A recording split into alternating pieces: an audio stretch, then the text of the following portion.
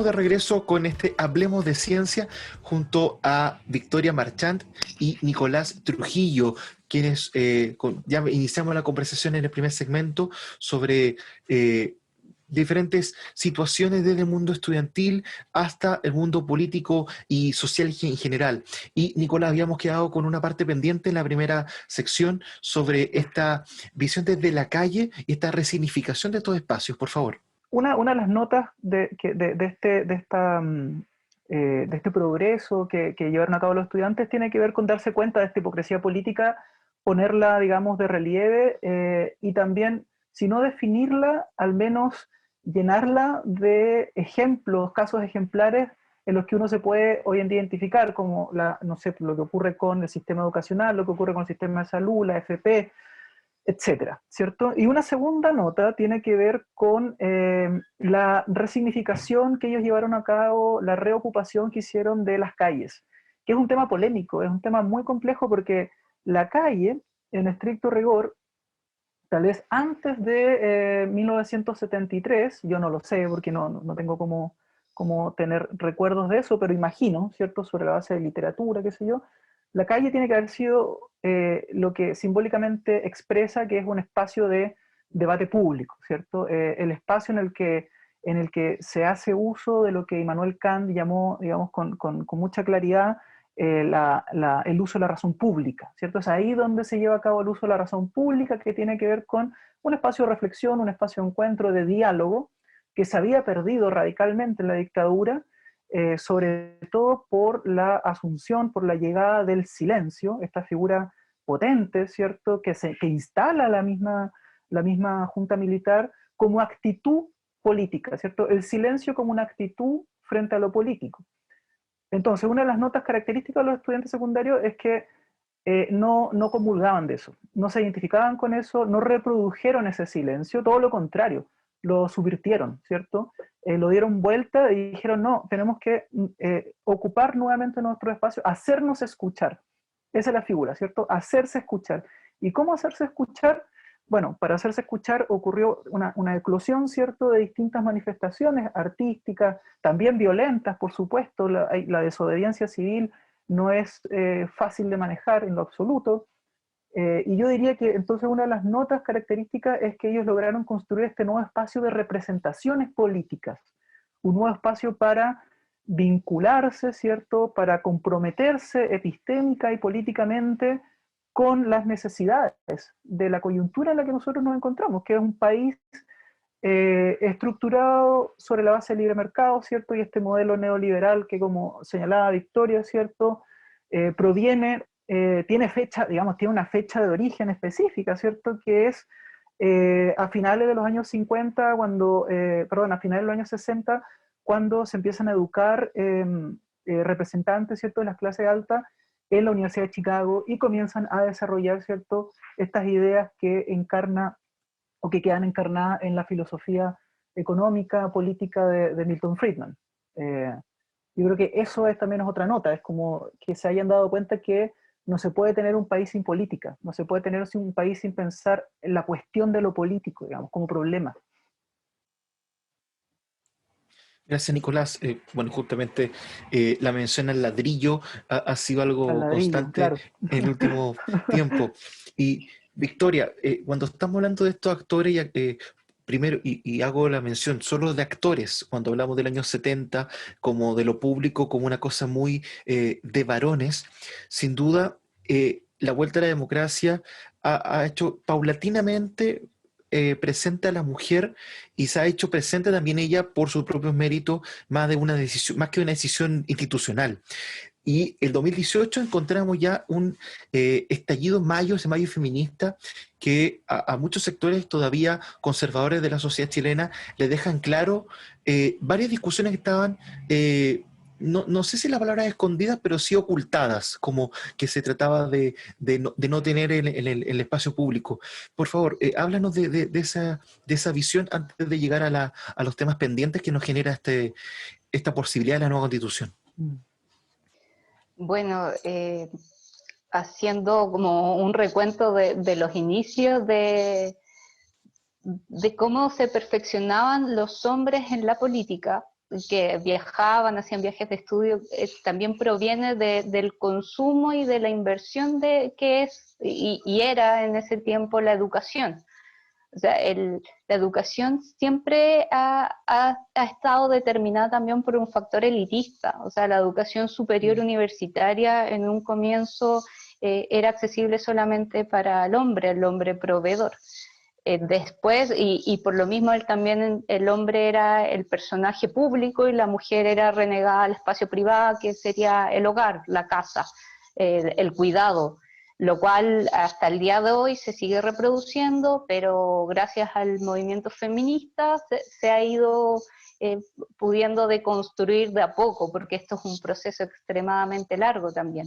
Como tú bien nombrabas, el 2018, gracias al movimiento que comenzó en abril en la Universidad Austral de Valdivia, fue que se comenzó a replicar que las universidades estaban ocurriendo al interior de las casas de estudio, ya sea estatales, privadas, casos de abuso, discriminación, acoso, y lo cual conllevaba a la duda y a la necesidad y a la crítica también de quién se hacía cargo de estos casos. Y nadie, internamente en las universidades, nadie estaba haciéndose cargo de ello. Y por lo mismo, a través de cómo se pudo generar alguna solución o buscar que dieran alguna respuesta a estos petitorios, fue a través de las tomas feministas. Y que la toma feminista, a la vez, a lo mismo que ocurrió el 18 de octubre del 2019, se empezó a replicar a nivel nacional. En las regiones, en las comunas, donde estuvieran insertas las universidades, se empezaron a generar movimientos que ya habían de organizaciones civiles de mujeres, pero empezaron a incorporarse en las universidades y a levantar estas dudas en las mujeres estudiantes y diversidades también, que las diversidades, por otro lado, es otro tema, o sea, siempre encasillado como un grupo minoritario, lo cual no es así, siempre renegado, más que las mujeres, entonces por lo mismo la lucha fue para las mujeres y para las diversidades. Y desde ahí es que surgen y se crean las direcciones de género, en la cual en la actualidad yo me encuentro desempeñando como profesional, porque las universidades no tenían creadas estas direcciones o estas unidades de acompañamiento y prevención, como se llaman en la Universidad de Magallanes. Entonces tuvieron que crear cargos que estuviera contemplado por profesionales de distintas disciplinas, que tuviera una persona que fuera abogada, que fuera psicóloga, que fuera trabajadora social, antropóloga o socióloga, para que empezaran a ver estos casos y se empezaran a visibilizar también la necesidad de poder insertarlo y mantenerlo a lo largo de la trayectoria universitaria. Ahí también uno se encuentra con todas las resistencias dentro de la academia. La academia es muy complejo poder introducirse como mujer y poder posicionarse. Se puede hacer inclusive la identificación de las rectorías, cuántas mujeres rectoras existen en el día de hoy, estamos en el 2020. O sea, pero las necesidades están y la movilización están presentes. El 8M, antes de la emergencia sanitaria que conllevó a las cuarentenas, el 8M fue con unas marchas masivas que conglomeraron a nivel nacional de manera impactante. Ese gran eslogan que se ve, que dice históricas, es porque por primera vez como mujeres nos reconocemos parte de una comunidad. Estamos tratando de deconstruirnos de este sistema patriarcal y esta noción de que la otra mujer era la competencia, que ella te daban, te establecían como una noción, como un conocimiento que tenías que ser territorial, porque si no la otra te podría quitar lo tuyo. Y eso como generaciones lo estamos tratando de cambiar, y dentro de la universidad, con académicos y académicas que provienen de una vieja escuela más conservadora, es un desafío inmenso. Aparte de tener que contemplar la solvencia económica que necesitamos como direcciones de género para continuar. O sea, es un tema que tiene muchos factores adversos, pero a la vez tenemos el respaldo de la presión social y que lo cual fue el origen de estas movilizaciones y de estas temáticas que se tuvieron que insertar a la fuerza dentro de la comunidad universitaria. Gracias, Victoria. Y como bien decía Victoria, Nicolás, tuvo que ser necesario un movimiento, tuvo que ser necesario un abril y un mayo feminista para que se generen estas direcciones en las universidades públicas, y esperamos también en toda institución de educación superior, para el cuidado y también para la promoción de estos derechos. Pero esto sucede en todo ámbito de cosas, Nicolás, que llega primero la demanda ciudadana, la protesta, la organización y después la respuesta de la autoridad. No hay una proactividad, digamos, de parte de los espacios de la autoridad de gobierno, desde la academia incluso. Claro, uno podría pensar que necesitamos instituciones más proactivas, pero también hay que considerar que nuestro rol como partes de la sociedad civil, digamos, como parte de la ciudadanía en general, es un rol principalmente crítico. Tiene que ser un rol principalmente crítico en el sentido en que tenemos que tener la suficiente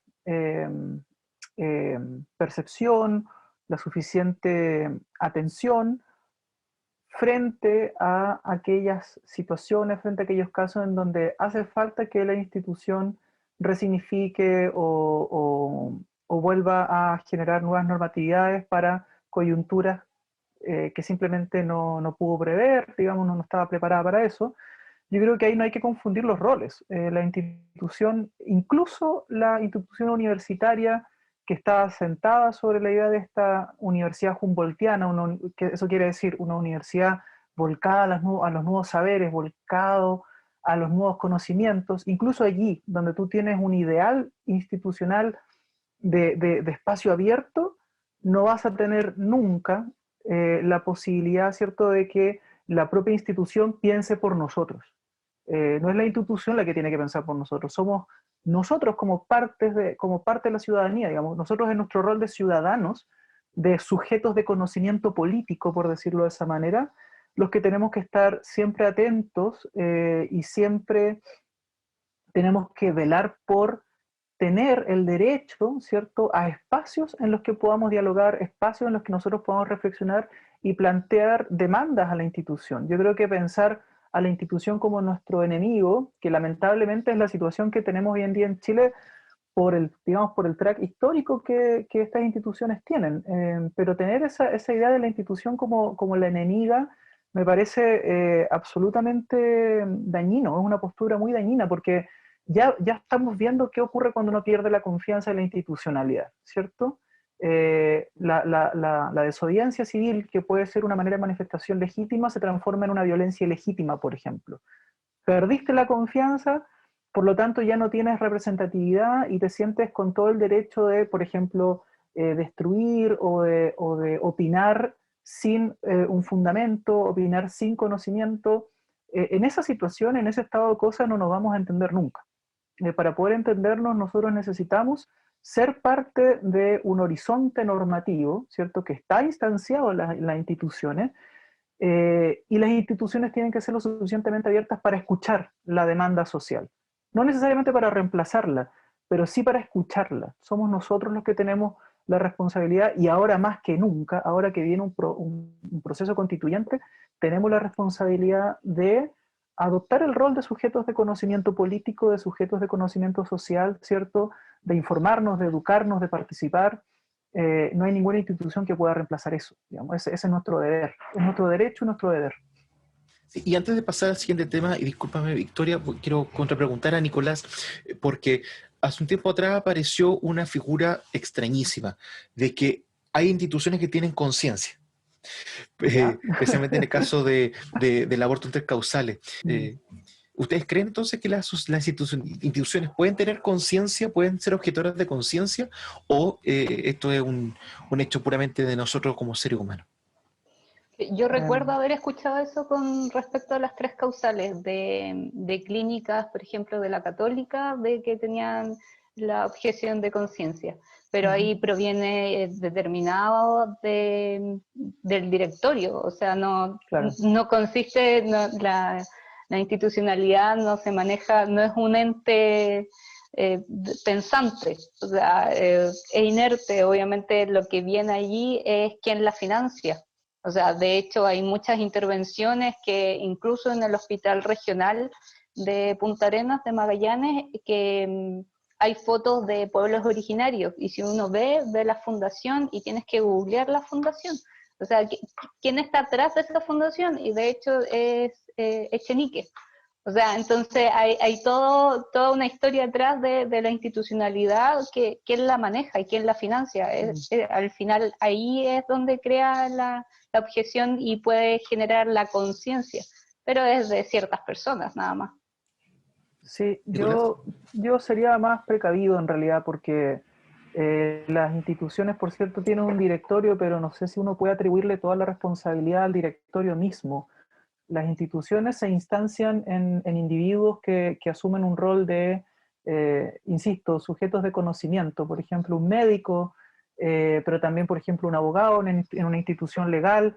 Eh, si entendemos por conciencia la capacidad de juzgar, de deliberar, de dirimir en función de la legalidad que subyace, ¿cierto?, al mismo ejercicio, yo diría que las instituciones en sí mismas no son portadoras de conciencia, pero sí son portadoras de los marcos normativos, de los horizontes de legalidad, en los cuales las acciones de aquellos entes, de aquellos sujetos que van a instanciar la institucionalidad, ¿cierto?, tienen que ser llevadas a cabo.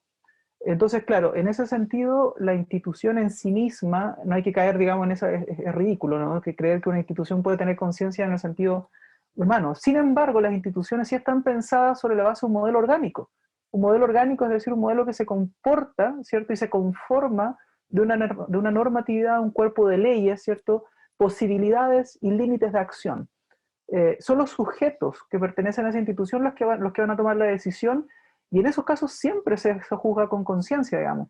Ahora, uno puede, por supuesto, rebatir y estar en contra, sobre todo en el caso del aborto en tres causales, uno puede estar en contra de decir y de aceptar que un médico, el médico de turno, sea el que finalmente va a tomar la decisión. A mí eso me parece un craso error, una muy mala manera de entender la conciencia de las instituciones.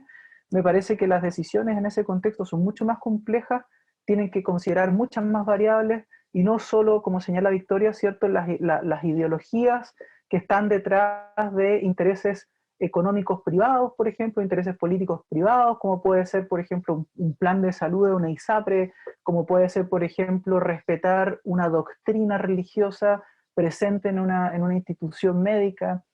Eh, yo creo que ahí hay que tener ojo con, de nuevo, hay que tener ojo con las imágenes que uno usa, con las metáforas que uno tiene para pensar entidades públicas, entidades institucionales, que son parte de nuestro ecosistema cultural y político. Muchas gracias a ambos por esta. Surgió cuando veía esta situación de la institución como un enemigo, por eso me apareció esta duda. Pero así como veíamos también el avance sostenido hacia la búsqueda de estudios superiores de parte de los estudiantes secundarios, como se ve incluso en este periodo de pandemia lo hemos visto, así muchos rostros de televisión tratando de mostrar que saben o que conocen porque tienen el libro en su espalda. ¿Cuál es el rol del conocimiento y de la formación de conocimiento en este nuevo Chile, en esta nueva constitución que se nos avecina? Victoria, Nicolás. Victoria, porque yo acabo de hablar, para respetar el intercambio. Uh-huh. Bueno, hoy en día se utiliza mucho también el autoconocimiento. O sea, tenemos las plataformas y quienes logramos tener el acceso a Internet, por ejemplo, podemos generar autoconocimiento. Si tenemos dudas, bueno, con la pandemia, en el escenario actual que estamos, los conversatorios, o sea, los conversatorios están llenos sobre todo las temáticas que uno quisiera indagar, conocer. Ese es un plano distinto de cómo podemos reproducir y cómo podemos generar nuevos conocimientos. A la vez también se pueden debatir, se pueden dialogar, por ejemplo, en este mismo panel que estamos hoy en día con Nicolás no nos conocíamos y estamos viendo y opinando sobre las mismas temáticas y sobre las mismas preguntas desde nuestras disciplinas, desde nuestras experiencias, desde nuestros estudios y nuestros propios conocimientos que tenemos adquiridos, ya sea curricularmente o a través de informalidades. Entonces, los conocimientos van siendo dinámicos, en cada evolución de los tiempos van cambiando. Obviamente que siempre hay una categorización de quién es la persona o el personaje que puede entregar ese conocimiento, qué tan válido es el conocimiento que tú me estás entregando. Y a la vez ahí volvemos a la discriminación y al elitismo de dónde estudiaste, cuál es tu casa de estudio, cuál es tu profesión, eres mujer, cuántas experiencias, o sea, ahí podemos llegar a un tema de discriminación de género que nosotras estamos todo el día peleando aquello de qué tan válido es el conocimiento que entregan ciertas personas. A través de los medios de comunicación, dónde te estás informando, en qué canal. Eso también, según las subjetividades que tenga la línea editorial, el conocimiento puede ser usado a tu favor, pero a la vez también puede ser un arma de doble filo. Nicolás. Sí. Mira, en filosofía, en el área en la que yo me especializo, que es epistemología y filosofía alemana, hay una distinción a propósito del concepto de conocimiento, ¿cierto? Por un lado está el conocimiento como contenido y por otro lado está el conocimiento como un tipo de actividad particular de los seres humanos. Idea que viene, dicho sea de paso, de la filosofía antigua, ¿cierto? El ser humano como un animal de discurso, digamos, un zoon logón, que es el animal que tiene lenguaje, que tiene uso de razón, qué sé yo. Creo que Victoria ilustra muy bien el punto respecto al conocimiento como contenido, ¿cierto? El conocimiento desde el punto de vista de cuál es su legitimidad, cuál es su validación, digamos, cuáles son los medios también que nosotros tenemos para hacernos de ese conocimiento. Entonces, para no repetirme, yo creo que hay un aspecto a propósito de la importancia del conocimiento que tenemos que recoger, en el que tenemos que reparar, y es que el conocimiento puede ofrecer un buen modelo, ¿cierto? Puede ser una buena metáfora para pensar el mismo proceso constituyente, digamos. Y en ese sentido yo creo que va a jugar un rol fundamental y me explico rápidamente. El proceso constituyente también es un proceso de producción de conocimiento, es decir, un proceso a través del cual nosotros tenemos que hacernos con los recursos, con los conceptos, ¿cierto?, con las acciones, para poder producir algo nuevo, para poder producir algo que nosotros desconocemos, que en este caso es, cierto, la Constitución que vamos a votar finalmente el año 2022. Nosotros ese objeto de conocimiento que va a ser la Constitución por venir, ¿cierto?, demanda acciones, demanda actividades para las cuales nosotros no tenemos una ley, ¿cierto?, que poder aplicar. No tenemos, por decirlo así, la norma que me va a enseñar en qué consiste el caso. Tenemos que producir esa norma, tenemos que producir esa legalidad. Y como señalaba Victoria, esa legalidad, esa norma, la tenemos que producir a partir de las herramientas con las que nosotros ya contamos, ¿cierto?, medios de información, contenidos, pero también a partir de las tradiciones, como tú señalabas delante, Javier, tradiciones culturales, tradiciones políticas.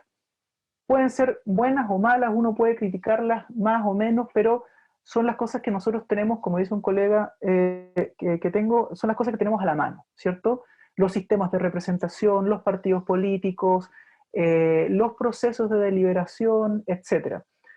Yo diría que es importante entonces reparar en la manera en que uno lleva a cabo los procesos de conocimiento para poder entender cómo va a ser este proceso constituyente. Y uno de los aspectos centrales aquí es justamente entender que como todo conocimiento, ¿cierto?, el proceso constituyente va a demandar un plano, un espacio de racionalidad en el que nos tenemos que encontrar todos, no como individuos, digamos, particulares, concretos, con nuestras opiniones y creencias personales, nos tenemos que encontrar como sujetos de conocimiento político, nos tenemos que encontrar como sujetos que tienen la posibilidad, ¿cierto?, de hacer uso de razones, de hacer uso de argumentos.